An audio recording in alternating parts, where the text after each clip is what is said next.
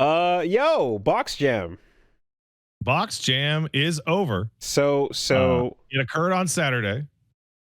uh primary objectives complete. Yeah, the primary objective was to remove Kenny from the tournament, which we go. I got to do myself personally. No coaches involved. No. Good. When Well we done. when we went up against K7's team, me and Shumi, Javi and Shimada and me and Shumi and Shimada took it 3-0. Coach didn't get involved. Clean. The third match was me and Shumi versus Peter Park and Kenny. Stomp them out. Like, get out and leave. Sick. Go home. Yeah. No, there are a couple of those moments in particular. The Cloud giving you advice and just no. No, I got this. With those two, absolutely. Yeah. So also, I don't know Peter Park from Adam. I'm sure he's a good guy. I don't think we ever actually spoke during the entire thing. But I am also glad that my match was up against him, because Peter Park in that general chat was the most violent Teemo hater of anyone in the whole tournament. He was posting, he was like crashing out like the day before, posting photos of like Mineta from Hero Aka being like, losing to fucking Teemo feels like getting beat from this motherfucker. And then I grabbed that photo and then put my face on it and went, get ready for tomorrow. So it was Kismet. It was Kismet. Yeah. Yeah. No, and then the tertiary objective of, you know, a fucking win is unfortunately was not successful. There was a back and forth. It was not a live back and forth, but I started off the the Boxjam Slam going, I don't know what the fuck I'm doing in Seed 2. I'm just a little guy. I'm just a little birthday boy. I don't even know how to fucking play fighting games. I don't know what the hell Sajam's doing. Oh my God, I'm going to get killed. And to which Sajam then responded on his show. You are the top placed Seed 2 player. What the fuck are you talking about? To which I respond, then why didn't we win, Sajam? Obviously, your seeding needs work. Because you're a good fighting game player that just doesn't care about learning it. You just want to, you go in. Oh, Woolie, I got it. So everybody in Team Cloud got way stronger over the course of 1 week. In fact, almost everybody in the Slam did. Like, I would say everybody jumped at least 2 full ranks. Not like Emerald 1 to 2, but like from I'm in Master now. There you go. Which is a big jump from me scrubbing it up in Emerald. Yeah. But a little optimization here and there and tightening up recognition. You know, I still have to fill out my feedback form about like how I think, and it's like I think this is going to be controversial. I think you should only allow 1 fighting game streamer per team. Okay. Because some teams had 5. And the argument was, well, they play Smash and Tekken. It's totally different. But they're still career fighting game streamers and professional players. So I thought the original Slam kind of thing was like going for general streamers and FGC coaches as the pair. And I believe that kind of was the spirit of sort of how it started. But at a certain level, you are appealing broadly to a lot of different folks out there. And, you know, you got to pull in a mixed bag. And there's a lot of FGC streamers out there that are not necessarily like competitive players, but they got followings and they're more casual and they're in there. But they kind of know what they're doing, as opposed to this is week 1 at touching a stick, you know? Yeah. But what I will say is the brilliance of the Slam format, and you know, of course you know this because you've been in this experience before. It's been a long time since, but you guys in the room hanging out while each other's playing and chatting and talking over your matches, that is the homies hanging out at the event while your friend is playing in their set. Absolutely, and you're 100%. standing behind them. right? And you're encouraging them, and you're having that social event and that fun, and showing that off online to people on a stream is so fucking brilliant, because it's Oh an yeah. amazing part of fighting games that is not seen at all by the general Oh, population. and never. So like we streamed practice sets, and we also streamed just hanging out after. Like I you know, we got eliminated in about 3 hours. Me and Javi and Cloud just like hung out on fucking voice, watching the rest of the tournament for like 4.5 hours. Yeah, Just shooting the shit and talking about like the game's balance and whatnot. And now we're in a big old group chat, and we're gonna have a peak stream later this week. There you go. With Team Yappers. I will say Sejam was right about one thing. That group of people had like more than twice as much chatting compared to all the other teams combined. Okay. Like most people's comms were like, that's good, go in, no, stay out, go for the super. Meanwhile, we were just like fucking yapping the whole fucking time during all of our sets. So you do that thing which I've seen you do a million times when we walk into a party, where you're just like, I've got a Rolodex of ridiculous stories, and I'm going to fill every blank moment of dead air with every them. single moment. Let's just go. Yeah. When I run out, then I'll breathe. Yeah. But to let people know, like, that, you know, you go, if a tournament is happening and it's like a 2-day event, and it's like a Saturday and a Sunday or whatever, you're playing and your friends are playing for, you know, maybe half an hour or an hour total, but so much of that time is the hang. So much of that time is just like watching and you know, talking about tech and playing and shooting the shit, you know. And yeah, some of that is like, did you see Leffen's new video? Oh my god, I hate him. There's people getting into all kinds of shit, you know. It's literally like that social aspect of it is huge. And that's why I was talking about how my number one feature I want for the next generation of fighting games is like, so 2XKO has the plus invite your buddy button right there, but I want a game that like really is like, get into a comms group with multiple friends and find a way to play online together while you watch each other rank up, you lab, you just chill, because this is effectively, people are looking for the hang when they jump onto extraction shooters, when they jump onto any other genre. It's, yo, Friday night, we're home, let's fucking kill some time, let's show where we dropping. I'm playing Peak twice this week for this exact reason. That's it, you know. So that's a brilliant aspect of the Slam that comes through. Oh, I think the Slam is like the most entertaining tournament from every perspective possible, all variations of it. I think it's fascinating. I think bringing in people who don't know boo about a given game and seeing like, all right, let's see how fast these coaches can bring these people up. And the answer is pretty far, pretty fast. God, imagine thinking your game is above this. Imagine thinking your company and your game is above this tournament and format, and you don't need the help. You don't need the fucking whatever. Anyway. Also, I gotta say, in like one of the most positive things I've ever thought in my brain about other people in a while, I was getting ready. I was like percolating in my mind about like who to give like the special shout out to for like MVP, right? Like, oh, who really? And I'm like, nah, man, like Cloud is an excellent coach. He is a really chill vibe, and he is an absolutely excellent coach. He knew exactly what to focus on with each person. Simple, clear, direct changes that you can see immediately that would improve it. Javi over at iHeart Justice, he is an excellent mid-match hype man. Absolutely fantastic. And not too hype that it'll scramble your brain. But like when he realizes you have the combo locked in and you're not going to drop it, that's when he goes incredible. Cloud also, we were like, oh, sorry, coach, you did great. And his response was, I could always have carried harder. As the coach on the team, you can always carry harder.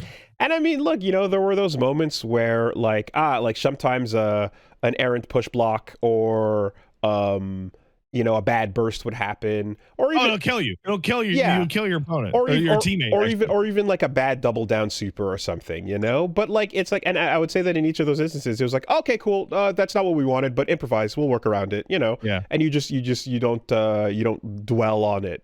No, I have to give a big shout out to Shima the Tiger, which we started calling her because she came in at seed 3 with Yasuo. And I feel like she exited after beating like seed 1s, like professional fighting game people in 1v1s with dead assists. Like absolutely meteoric increase, like amazing. Like had the most like upward momentum of anybody. And I have to give a massive shout out to Shumi as the only person in the tournament who played Blitz and made it work. Like she learned her Blitz shit great. That's her sick. Assist grabs, perfect. Like Shima is better than Brian F, who I discovered over the weekend because you texted me back that Brian F is not a black man. Evidently not. as we were sitting there as Brian F loaded in with the default character, and I went, I didn't know Brian's black. Yeah, I'm pretty sure on all of his thumbnails that is a white gentleman with and not like, and he's got he's got the coiffed hair and everything. He's quite white. As far as I can tell.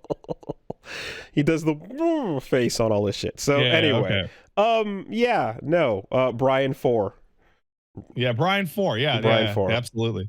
What a great experience. Absolutely fantastic. A little disappointed we didn't do a lot better. There are 2 takeaways. One, man, fighting game players can't be seated correctly. Like in general, like anybody that has like old experience, they will transfer it into the new one. And the second thing is, after playing hundreds of matches of 2XKO over the past week, I really like that game. That game's balance is bad. That game's balance is fucking terrible. The 4 horsemen at the top rule over everything. It is crazy. It is nuts how free those 4 characters get things compared. And I played Teemo. I know. I stole wins I did not deserve. So it's quite interesting because you got to watch the full spectrum of skill, right? With this event. Absolutely. And yeah, the lower skill level play you're looking at, the more viable every character is, right? Yeah. Every character is winning at low level, and then as you climb, it's the differences start to become apparent. And at the top, 100%, it is the 4 Heavenly Kings. There's no ways about it. So one of the things that comes up is like, whenever, are you even good enough to care about tiers, right? Because like a lot of games, like top tier doesn't matter until you're in the 90th percentile of players, right? Yeah. So that is valid in some, because there are times where, and it's funny because you will see complaints about things, about characters that admittedly sometimes people are like, you're not dealing with this right here. So for example, like the 2X... Yeah, the burrito doesn't exist in Emerald. Exactly. I was about to say, you're not dealing with the burrito setup, right? Like there's the 2XKO subreddit will sometimes like show you, because it's an interesting peek into low level discourse based on high level discourse on YouTube videos and tournaments. And then you're seeing this weird, like, you're not encountering this tech. Bro, I love the 2XKO subreddit because there are some fighting game people there, but like most of the people on that subreddit are like league players. And like it is a subreddit of people who like legitimately don't know what they're talking about and are getting mad about it, and it fucking rules. It's so sick. It's so sick how no one on that subreddit knows what they're talking about.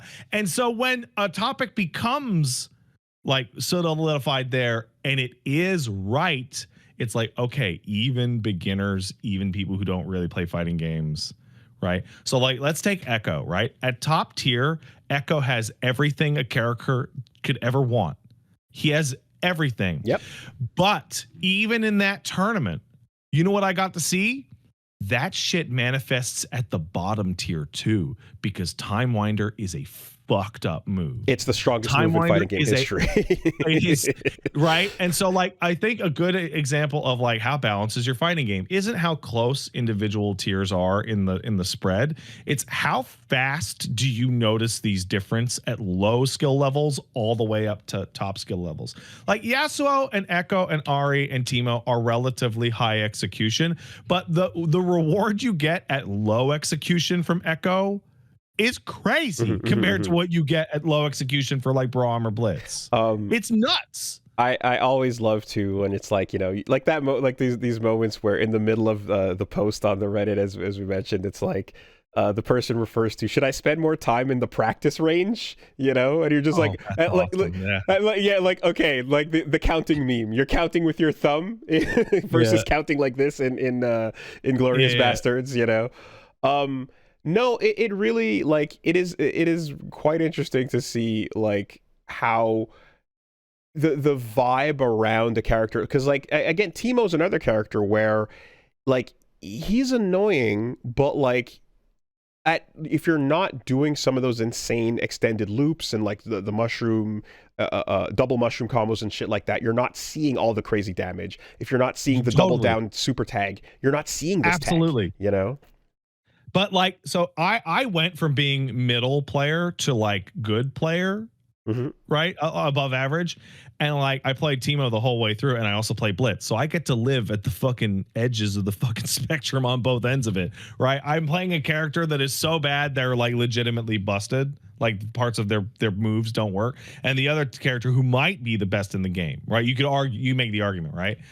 The amount of free shit and conversion and payoff and damage and ease of use and neutral I get from one of them compared to the other is like, it's like they're from different fighting games. It's like one's from Alpha and the other's from Third Strike. And it's crazy.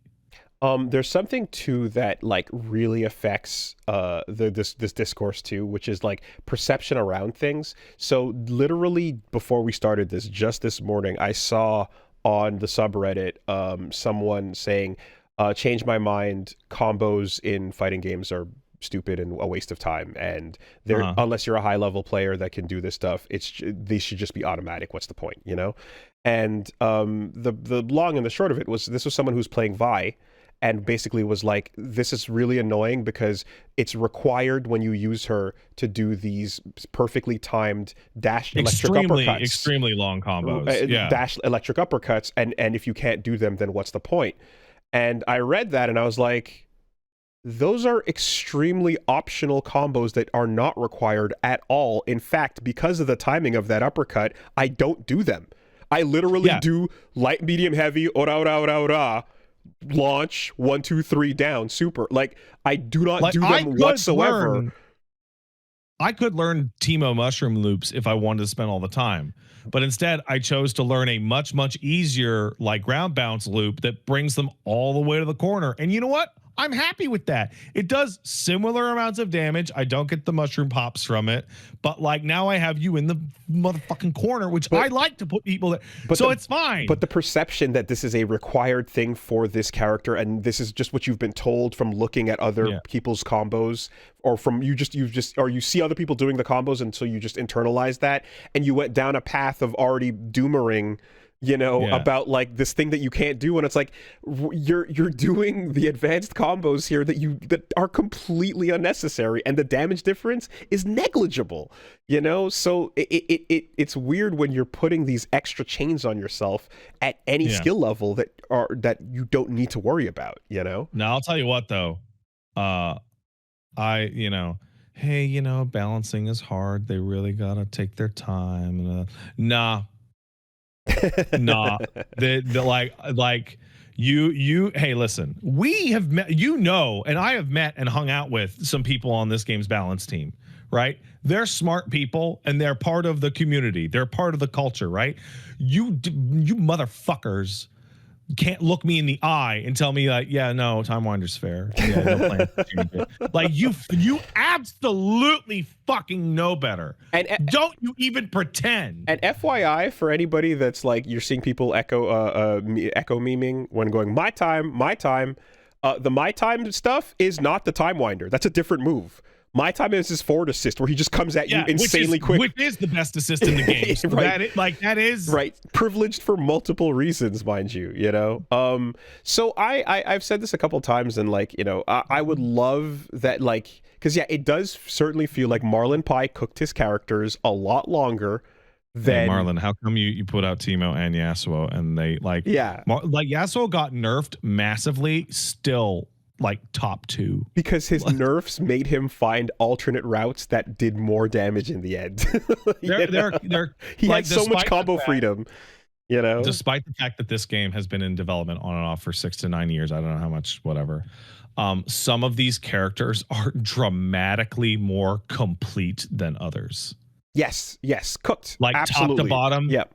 Like Woolie, I would like you to tell me when I am supposed to use Blitz's spinning arm move forward S2. When your assist is on screen covering you, right? And then you can other things when my assist is on screen covering me. And then when you can do a mix. So if you have the thing going, then you're tagging to your other character and keeping the opponent busy and mixed. You know, like I've never seen another Blitz use that. Except by accident. Yeah, it really is just good luck, you know. Yeah, I think what I'm gonna go back to what I said a couple times on this, where these super privileged characters, because people like are having fun with the doing all the moves and the character identity and everything. Let them do all the things they want. Just make them die faster, right? Make them die faster, and you know what? Don't like you get Yasuo less mistakes. By himself should not be able to do 80%. That's it. Not by himself. Come on. Give Yasuo everything. Give him more, and he gets one mistake. That's it. You know. Teemo's got the low life. You know. So that's there on him. He dies faster. But you want your gods to be gods? Let them be gods that fucking are glass cannons. Akuma it. That being said, this all kind of boils down to, again, game doesn't have enough characters. If there was like twice the roster, the top tier problem looks way worse because you can have all 4 top tiers in one match.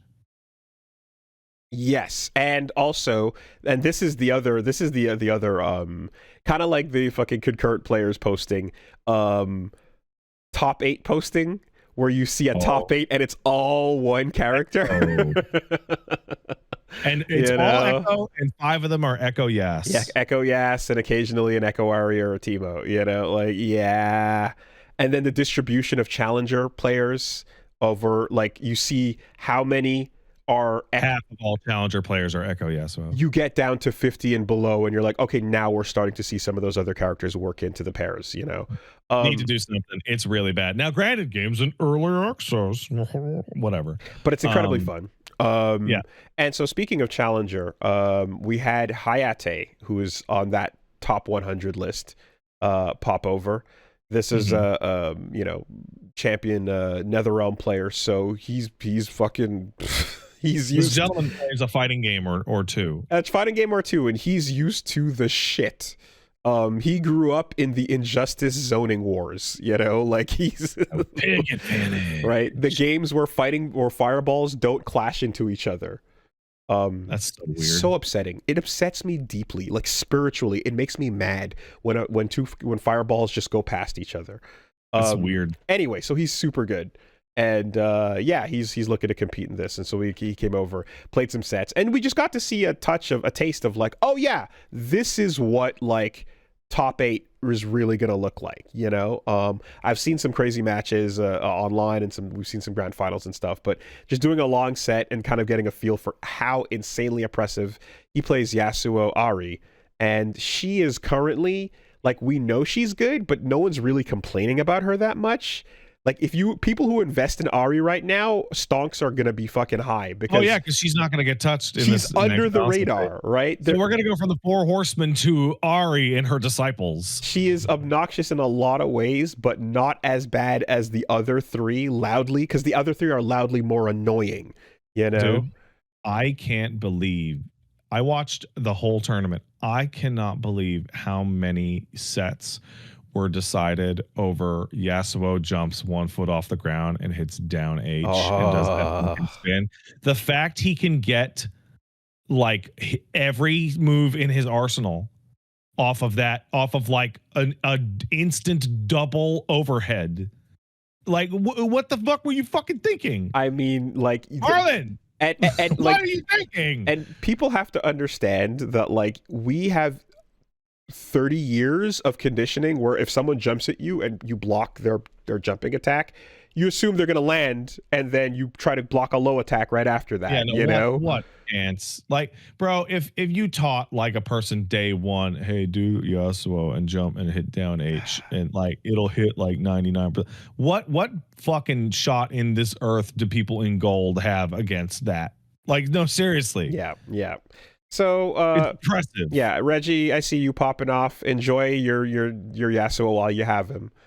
He won't be here for long, but we'll see what they do, how aggressive they get. I gotta say though, 2XKO has a fucking like underneath problem of their balancing that is fucking unique, because all like translated characters. So like, hey, can they nerf Timewinder? They can only knife Timewinder so much before they make that fancy cinematic cutscene make no sense. Yeah. And on top of that is like, why can Yasuo just do level 1 into level 3 for fucking? Well, he can do it in League. It's pure. Well, they can do it in League. It's 100% accurate. That's it. You know, and yeah, let that be a guiding principle. You know, but there's no canon reason why the samurai and the child shouldn't die faster when I fucking hit them, because it takes work to get in there. Okay, listen. Yasuo has an Akuma color palette as part of his default costume. You know, you already know. What are we talking about? He has demon flip hops. Like you knew what you were doing. So yeah, no, I will say though. So fighting the Hayate and stuff, I kind of that's where I looked and saw, okay, the comforts I've had in the way I've been playing and the little differences where I'm like, this is optimized, but it's too hard, so I'm not going to do it. It's like, no. That's the difference between winning and losing. So if you want to improve, you probably need to switch that up, and I probably need to change my fuse, you know? And so I'm kind of like going back to the drawing board a little bit and trying to figure things out. But I'm running into an issue now where I've gotten comfortable playing on pad, and this hasn't been relevant in a long time. Fighting games have been you could play on any controller, doesn't matter, for a while now in this generation. But there is a thing to tagging and pressing special buttons and holding them, and that is just, it is easier if they're all right underneath your fingers. And I've made the brave decision to say no. Yeah. Well, not gonna do it. So what I saw was Hayate, he put his tag button on R1 or L1 and put his special button on X, and I'm like, yeah, that's the Leppen moveset. I think it makes sense because it's gonna be too hard to try to bend your thumb to hit triangle and X at the same time for certain setups, and you know, like no, or just I'm not going to. Just don't do it. Yeah, or just don't do it. You know. We'll see. But and the other thing too, of course, is like I do want Juggernaut and Sidewinder and Sidekick to be viable. They're super busted and crazy at low levels, and then they become useless at high levels because assists are so good. But I do like the idea that somebody that wants to just come in as one character and play a Street Fighter character in a insane Marvel game can do so if they're sick enough. This is very unlike me talking about games. I do not usually subscribe to this. I am very much, hey, let's buff some of the weak people and have an unbalanced fucking Marvel ass shit show. Dude, I want them to nerf fucking everything. I want the fucking fuses nerfed. I want the fucking top 4 nerfed. I want it down. Everybody. Oh my god. Everything in this game is too strong. Absolutely every good option is an incredible option. So Super Tag is so fucked up. freestyle based Yeah. like burst baiting is fucked up. These are super strong. This is a controversial opinion, because I'll tell you right now that what people are eating, what the FGC is eating up, and what people want is, they're like, I want to find a way to make you block 7 mix-ups in 4 seconds. Guess what? I can't. They want the freedom to express themselves, to go back to the player expression term. And guess what? And most of you can't either. Like, guy working on a diabolical fucking mix-up, you're probably also going to get mixed up by the same thing you created. It's a lot. Okay, well, and to be fair, then that player can just pick Darius and go, down DP, get off me, and you can do that, right? There is a character who's there who just says, I don't want to guess, shut up, leave me alone. And then they have to play around getting baited for that, Anyway, yeah. That game's great. And I do think that the 2XKO team is brave to say the phrase, the game right now is the worst it'll ever be. Which I understand why you would say that. That is the wrong way to say that. You should say this game's always going to improve or whatever. Well, okay, so an official team... Also, it's not necessarily true. We know lots of games that were absolutely at their peak during their launch period. So first of all, the fucking trolls also in their news announcement said, hey, backdashers. Yeah. Right? Like, so they're embracing it. But no, I think an official news update is not going to say, hey, guys, remember how Marvel 3 launched? Remember how every Street Fighter game's first version felt? Remember version 1 of every game ever? It's always fucking whack. Street Fighter 4 release. Yeah. Yeah, I just, like, that's the thing, is you're always thinking about, don't think about Ultimate Marvel vs. Capcom 3. Think about the one with Sentinel, right? Mm-hmm. Think about that insane batshit vanilla release of the game. That's what you're kind of comparing this to. And when you look at those games, you're like, oh, we're doing a lot better by comparison. I gotta say, though, there's not to be a shit, and we're now theory crafting a fake discussion, right? I don't think that sentiment is even valid for the devs to feel themselves. Okay. No, I'm serious. Okay. Because, remember how fucked up Marvel 3 was? Yeah. To my brain goes, well, yeah, it's hard to balance 30, 40 characters. Okay. The Marvel 2 it's thing. Tough to balance a list of 16 to 25 characters. Luckily, you guys only had to balance 11. You don't, right? Marvel 2, nobody says shit, because why would you try, right? Why would anyone in this world complain about Marvel 2's balance? What are you, stupid? Mm-hmm. Did you just want Jill to not exist? Yeah, she sucks, but look, she's in the game. There is a reality, though, that, like, unlike every other genre of video game, fighting games have this, like, they have a loss where back in the day, you put the game out and then the arcades were balancing the game for you, and then you would tweak according to the results from the machines and then get your final version eventually. And now you don't have that, so you don't get to gather that data. Location testing is no longer a thing. You got to just get a bunch of good players involved in the studio beforehand and hope that they can find stuff and help you balance and tweak. But, like, it used to be a communal effort in the arcades beforehand, that's like completely absent now. The game right now is essentially arcade testing the balance of the game right now. Essentially. And to add on top of that, fuses are hard to balance. I mean, look at CVS2. They had 6 fuse equivalents. They had 6 grooves. They also had fucking 70 characters. I don't know how many it had, but it was balanced. I bet supremely. It's hard to balance the fucking CVS2 roster across the fucking grooves. I bet that was tough. Roll canceling gets discovered, and half the players are like, thank God the game is fair again. Because otherwise, without it, K-Groove was too busted. Anyway. Um, I am watching the November 18th patch with rapt attention. I really love 2XKO. I think it is a great fucking fighting game, and I'm having a blast. But the changes they make as a response to the Four Horsemen situation in the near term will give the expectation of what kinds of changes you can expect across what timeline. Yes. And based on the way they described it, they're like, they've talked about their patching philosophy, which, I generally do support.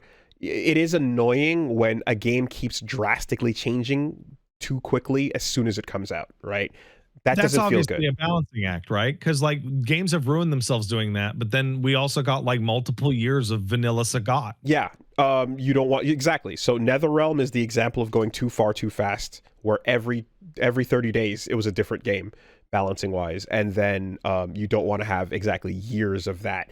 And now old OGs are used to the letting a game cook for a fucking half a decade, before a version change happens. But that's not the world we live in anymore. It just doesn't apply. I have to point a finger.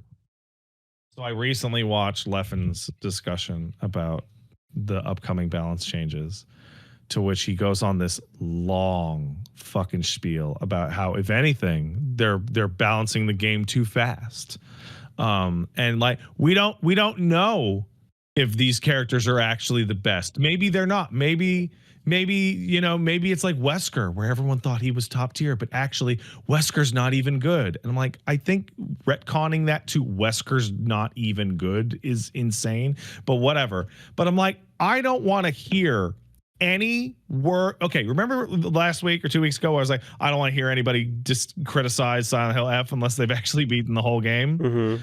I don't want to hear discussions about balance timelines from people who came from Smash Brothers. Okay? Don't want to hear it. I don't want to hear what you think is reasonable. Guy who comes from the community that gets a new game every 5 years that acts as a balance update and goes, nah, I want the old busted one still. I don't want to hear it. I think there's a reasonable amount of time to let a game cook and find counterplay for things. But I think everybody with eyeballs can look at backdash, jump back, fucking time winder, and go, nah, man, come on, really, right? But also, like, okay, I'll take it a different thing. I've played Echo in League, right? And I like what Echo does in Arcane, right? Running away to time winder people is not part of Echo's like fighting game fantasy. Echo is supposed to be zip zap zoop time shit mix up god. Mm-hmm. He's not supposed to be a fucking long range zoner. He's a better zoner than Jinx, man. And like, there's stuff that like, it's like, okay, you could deal with this by like dash parry, but it's really tricky on the timing, but parry's already strong, so you can't really adjust that. Whatever the case is, what I will say is, do you remember Rising Thunder?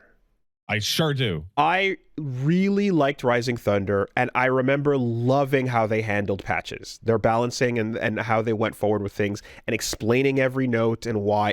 I gave it a Patchy award back in the day. You know? I remember. So this, if they follow suit, which is the same people, if they follow with the same balancing and the same approach they took to Rising Thunder, I think it's in good hands, you know? I think that as long as they don't engage in what I call League or Rainbow Six Siege style balancing, that they're going to be okay. Are you familiar with the overwhelming deciding metric on balance changes in League and Sieges? Please don't tell me it's DLC is OP. No. Because that's a fighting game classic now. DLC is OP. Ever since Yun and Yang, DLC is top tier, and then we'll deal with it later. But for now, fucking spend that shit. So that's not the overriding principle, but it's a factor, right? No, it is pick rate and win rate. Oh, pick rates. So League and Siege will see people with high pick rates and high win rates, and they will nerf them until those rates go down. And they will see characters with bad pick rates and bad win rates, and they will buff them until those numbers go up. Wow. Regardless of whether or not the they character have is things or what they're doing. Yeah, or okay. cool or whatever. they just have two levers and they're looking at a fucking popularity meter going. That's hilarious because crazy. Meanwhile over here is Ryu, like struggling for his life each time, and then at some point later on getting juiced the fuck up. You know, wow, just going off of popularity. Ugh. Yeah, no. Please, please, please. That's horrendous. And I mean, I have to imagine too that like the fact that you have 100 and whatever fuck characters where there's hard counters to everything means you can let bad balance kind of stink a little bit longer because you can be like, oh, well, just item system yeah, that you can work around it a little bit. Right. So it's just like, oh, well, just pick the hard counter. Yeah, it sucks and it's unfair or whatever, but there's a rock paper scissors system in place, so just lean more into that, you know? Well, the other thing, and this is one of my favorite parts about League that's the funniest, is that I remember even a couple of years ago watching some videos by some League of Legends content creators. I don't remember them, it was a long time ago, but they were like, I, as a permanent League streamer, literally cannot keep up with the balance changes because they do like minor changes across like 170 characters like every 2 weeks. And they're like, I can't keep track of it. It's too much and it's too fast and it's too granular and changes get rolled back 2 weeks later. It's crazy. It's nuts. The experimental live patch system they talked about is going to be interesting too, because it's like we're going to find ways to push live patches without the game server going down. Great. Great. You know what I want? I want a social media update every single day. Change the properties of Yasuo's fucking whatever. Blitz's the throw between round 1 and 2. Every single day. I want the Smash Brothers picture of the day for changes in a fighting game. I want every morning. Oh my god. Something. Oh my god. Every single fucking day. Keep it interesting. I used to work with a dude who was a competitive player in Dawn of War. And like I was getting him into Third Strike and then he was showing me Dawn of War tech and stuff. And like the lists they would put out are just these encyclopedias. And like if you're a competitive player, like it's the kind of thing where no strategy is ever going to last longer than a couple weeks tops, you know? And the idea of effectively just letting the whims of what a couple people are doing with the best, whoever's winning is currently displaying the best tech or whatever, but like what's undiscovered is almost like not considered.